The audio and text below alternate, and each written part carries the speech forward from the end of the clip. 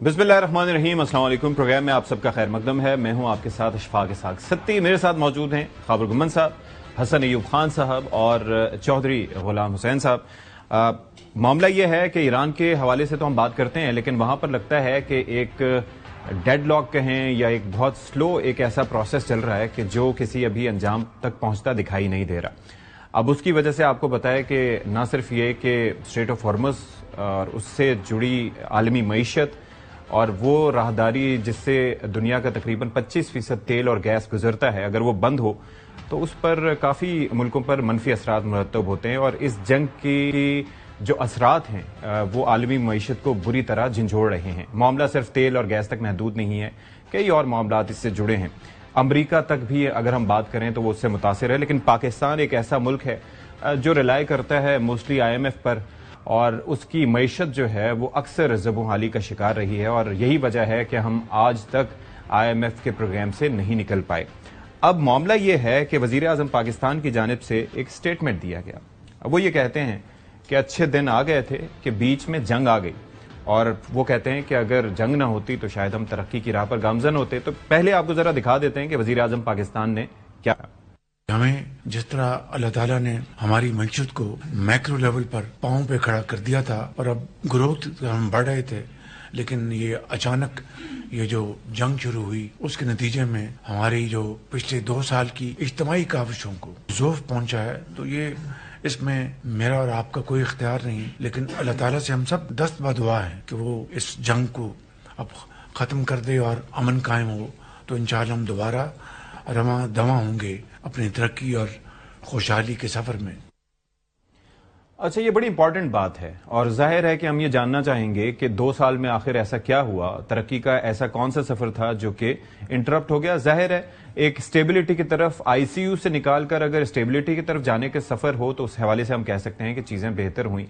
लेकिन हम जहां पर टैक्स कलेक्शन के हवाले से खदशात का इजहार करते थे, गवर्नमेंट एक्सपेंडिचर्स के हवाले से जहां पर बात करते थे, वो मसाइल अपनी जगह मौजूद थे।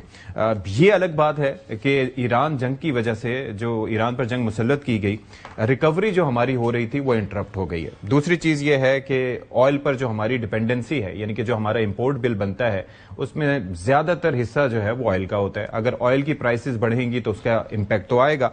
तीसरी चीज ये है कि जो जंग है, जंग की वजह से आती है एक अदम इस्तेहकाम की सूरत हाल और खास तौर पर अनसर्टेनिटी की वजह से जो इकोनॉमिक शॉक आता है तो उसके अपने मसाइल अपनी जगह मौजूद होते हैं। फिर जब अगर महंगाई बढ़ेगी, अगर पेट्रोलियम मसनूआत की कीमतें बढ़ेंगी तो साथ ही साथ फिर आप ये देखें कि उसके ऊपर अवामी रद्द-ए-अमल भी आएगा और अवाम के ऊपर उसका इंपैक्ट भी पड़ेगा, जो कि हमने पिछले दिनों देखा भी। अब ये अलग अपनी जगह बात है कि लेवी ज्यादा कर सकते थे, कम कर सकते थे, लेकिन इकोनॉमिक मैनेजमेंट हमारी कैसी रही। और इस हवाले से अगर हम बात करें कि 2 साल में क्या होता रहा, तो SIFC की जानिब से इस जो हमारा करंट जो एक सिलसिला था उसके ऊपर अदम इत्मीनान का इजहार किया गया था। और SIFC urges overall of tax regime, interest rates, exchange rate policy. तो बेसिकली ये था ये कि स्पेशल इन्वेस्टमेंट फैसिलिटेशन काउंसिल यानी कि SIFC के national coordinator lieutenant general Sarfaraz Ahmed ने एक रोड मैप दिया था कि इकोनॉमी को कंपेटिटिव बनाया जाए ताकि ये जो कॉर्पोरेट टैक्स बर्डन है उनको कम किया जा सके, इंटरेस्ट रेट को कम किया जा सके और फिर एक प्रैग्मेटिक एक्सचेंज रेट हो। एक तो ये बात थी। दूसरी चीज ये है, ट्रिब्यून में ही एक और स्टोरी भी थी कि जो current growth model can not sustain 250 million people, ये स्टेट बैंक ऑफ पाकिस्तान के गवर्नर की जानिब से कहा गया था। और फिर जाहिर है कि ये अपनी जगह मौजूद है, यानी कि उस वक्त भी खदशात मौजूद थे, उस वक्त भी हम जानना चाहते थे कि चीजें किस तरह से बेहतर हो सकती हैं। तो प्रोग्राम के पहले हिस्से में हम जरा इस पर बात करेंगे। हमारे साथ मौजूद हैं मोहम्मद जुबैर साहब, साबिक गवर्नर सिंध रह चुके हैं। जुबैर साहब, बाकी हमारे साथी भी आपसे जाहिर है इस बारे में जानना चाहेंगे। कुछ चीजों का मैंने अहाता किया, लेकिन आप जरा समझाइएगा कि ये जो असल मसाइल हैं, जाहिर है पूरी दुनिया मुतासिर है, लेकिन असल मसाइल क्या इस जंग के बाद शुरू हुए और उससे पहले सब चीजें बेहतर थी, या अब असल मसला प्रॉब्लम शुरू हुई हैं? अच्छा जुबैर साहब, माजरत आपके ऊपर जाने से पहले, क्योंकि माशाल्लाह सती साहब कराची से हैं, ये भी अहले जुबान हैं, आप भी कराची से हैं, आप भी उर्दू जुबान को बहुत अच्छा समझते हैं। सती साहब कह रहे हैं कि जंग ने मईशत को झंझोड़ दिया है। अब पता है झंझोड़ते, मुझे माजरत साहब मैं थोड़ा समझना चाहूंगा, आप समझाइएगा। और प्राइम मिनिस्टर साहब हमें कह रहे हैं کہ معیشت کو ذوف پہنچا. عام بیچارہ پاکستانی سمجھ نہیں پا رہا ہے کہ جھنجھوڑنا کس کو کہتے ہیں اور ذوف کس کو کہتے ہیں. پلیز آپ بھی کراچی کے اندر آپ کا براڈ اپ ہوا ہے, ذرا یہ بھی ہمیں سمجھا دیجیے گا. وہ بھی ساتھ سمجھا دیجیے گا کہ عمران خان صاحب کے دور میں بھی عوام کو جب نچوڑا گیا تھا تو وہ نچوڑنے کا مطلب بھی بتائیے گا. جب آپ بتاتے ہوتے تھے ہمیں, اچھا مجھے تو یاد بھی نہیں آ رہا کہ میں نے جھنجھوڑنے کا ورڈ استعمال کیا, لیکن پھر بھی آپ ہمیں سمجھاتے تھے کہ عمران خان نے کیسے نچوڑا ہے عوام کا نا, جو وہ پورا نچوڑ دیا, عوام کے اندر کوئی سکت نہیں بچی. وہ نچوڑنا بھی بتائیے گا جی ذرا. زبیر صاحب تو پہلے میرے سوال پہ آ جائے, پھر اس کے بعد آہستہ آہستہ جو ہمارے بھائیوں نے سوال کیا اس پہ بھی آپ لازمی طور پر. ایک تو دیکھیں, جب آپ معیشت کے بارے میں بات کرتے ہیں تو اس کے دو تین ایک طریقہ ہوتا ہے آپ کو پرکھنے کا کہ یہ معیشت اچھی ہے یہ بری ہے. ٹھیک ہے, بیکاز آن اٹس اون تو آپ جب تک اس کا کمپیریزن کسی چیز سے نہیں کریں گے تو آپ کو سمجھ نہیں آئے گی کہ کیا پچھلے ادوار کے مقابلے میں معیشت کے انڈیکیٹرز بہتر ہوئے ہیں یا خراب. ایک تو یہ معیار ہوتا ہے. دوسرا ہوتا ہے تاریخ کے تناظر میں کہ پاکستان کی تاریخ میں اس قسم کے میکرو انڈیکیٹرز کیا بہت اچھے ہوئے ہیں تاریخ کے حوالے سے یا خراب ہیں. اور تیسرا جو ہوتا ہے, اور وہ بھی بہت اتنا ہی امپورٹنٹ ہوتا ہے, کہ دوسری جو کنٹریز ہیں ریجن میں وہ کیسے کر رہی ہیں, یعنی کہ ان کے کاسٹ آف آپریشن کیسے ہے, ان کا انفلیشن کیسی ہے, ان کیسی ہیں, اور یہ جتنے بھی انڈیکیٹرز ہیں اس کے حوالے سے. تو تینوں اگر آپ پیرامیٹرز پر دیکھیں تو پاکستان کی اس وقت معیشت, اور میں بات کر رہا ہوں پری وار, میں فیبری اینڈ 2026 تک کی بات کر رہا ہوں, اس کے بعد بات نہیں کر رہا ہوں. جتنے بھی انڈیکیٹر ناٹ اونلی جو دوسرے ریجنل کنٹریز ہیں اس کے مقابلے میں بہت خراب ہیں, بہت خراب ہیں, جس میں بنگلہ دیش, سری لنکا, انڈیا وغیرہ شامل ہیں. اور دوسرے پچھلے ادوار سے کمپیریزن کرتے ہیں جو پی ٹی آئی کا ابھی حسن ایوب نے بات کی تھی, اس سے بھی خراب ہیں. اور تاریخ کے تناظر میں اگر پاکستان کی تاریخ میں تناظر میں دیکھیں تو زیادہ تر انڈیکیٹر آر ایٹ اٹس. اور اگر آپ مجھے موقع دیں تو میں 4-5 انڈیکیٹرز کا 1 منٹ میں بتا دوں. مثال کے طور پر پاورٹی ریٹ دیکھیں, معیشت کا عوام سے تعلق ہوتا ہے کہ عوام کے لیے یہ جو 2 سال کہہ رہے تھے وزیر اعظم, اور پہلی بات تو یہ 2 سال نہیں ہے, اس سے پہلے کے 2 دیکھیں. سو یہ 4